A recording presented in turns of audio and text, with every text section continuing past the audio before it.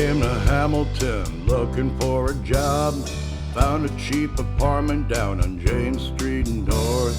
Bad luck took his health, put him on ODSP.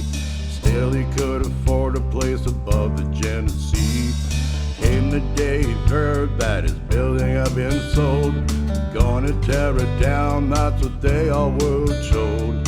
Thought he couldn't find a place that he could afford. Pitched a tent in Central Park north of Bay York. Now it's 5 years later at Ferry and James.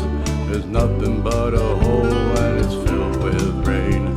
There should be human rights, not investment tools. Housing for the people, shelter for the poor.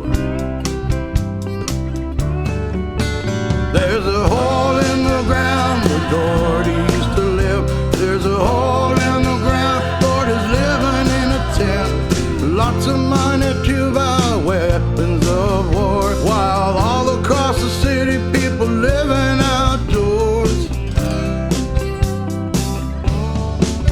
Under the Wilcox Bridge stood a tiny shack, outside the Man of Steel beside the railway tracks. Inside the wooden shack, Connie made her home.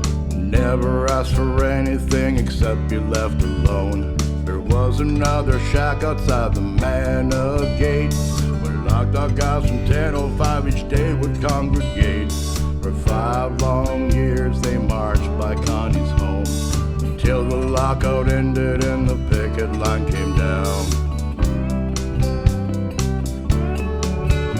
In the shack beneath the bridge she lived for 2 more years, and then the city ordered that the area be cleared.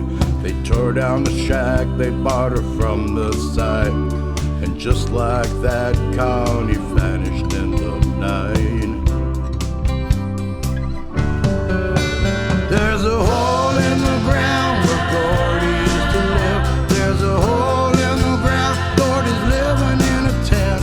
There's lots of money to buy CF-35s, but all across the city people struggle to survive.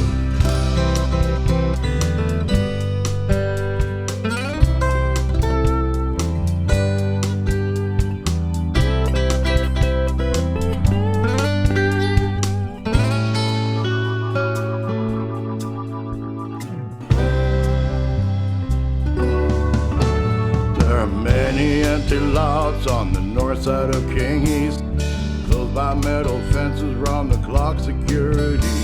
From Gage up to the Delta, dozens lost their homes. Just one house left standing out there all alone.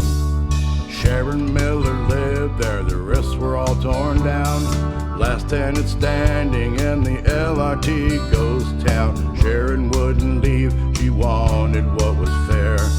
Only what was promised would get her out of there. There finally was an offer that Sharon could stand, but that's when God called her to the promised land. She was so brave, and may she rest in peace.